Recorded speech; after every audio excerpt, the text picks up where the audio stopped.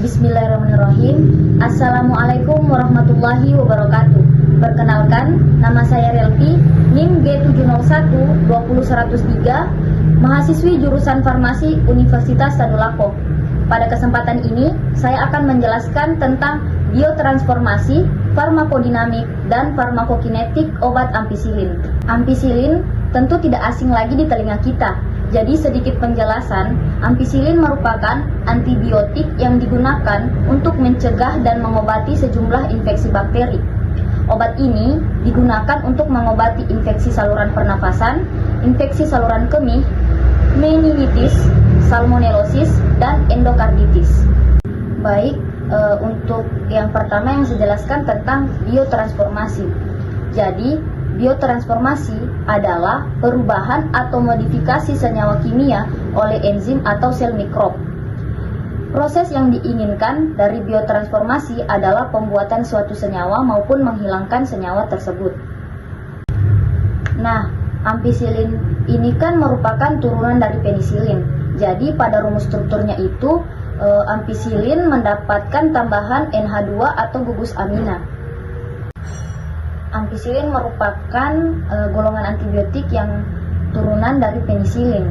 Jadi ampicillin ini memiliki kinerja spektrum yang sangat luas. Ampicillin dapat diberikan untuk mengatasi sejumlah infeksi bakteri, baik bakteri gram negatif maupun gram positif.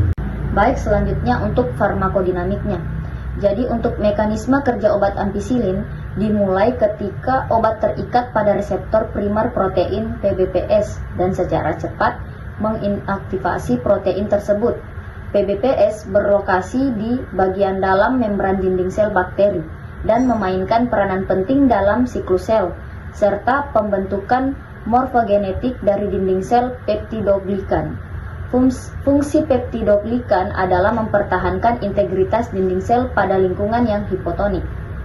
Selanjutnya, inaktivasi PBPS akan mengganggu pembentukan rantai peptidoglikan yang diperlukan untuk kekuatan dan rigiditas dinding sel bakteri.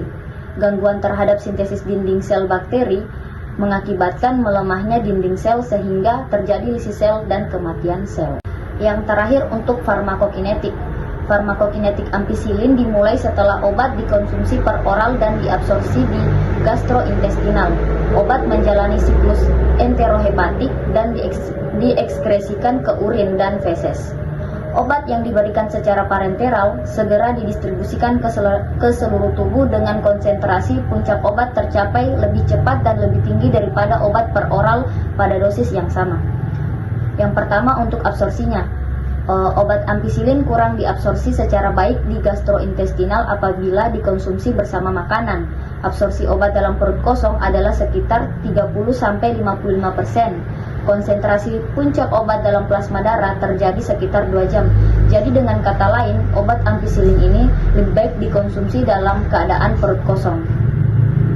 Baik, selanjutnya yaitu distribusi. Setelah diabsorpsi, obat didistribusikan ke seluruh tubuh termasuk ke hati, empedu, otot, dan lemak. Obat ampicillin akan terkonsentrasi dalam cairan empedu dan menjalani sirkulasi enterohepatik. Kemudian metabolisme.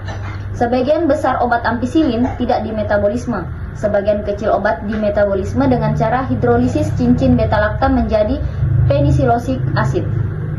Untuk eliminasinya, waktu paruh obat per oral sekitar 60-90 menit. Untuk per injeksinya sekitar 27 menit. Sebagian besar ampicillin dieksekresikan ke urin dalam bentuk tidak berubah sama seperti amoksisilin. Obat juga diekskresikan ke dalam bentuk air susu ibu dan feses. Baik, itulah tadi penjelasan mengenai biotransformasi, farmakodinamik, dan farmakokinetik obat ampicillin. Sekian dan terima kasih. Assalamualaikum warahmatullahi wabarakatuh.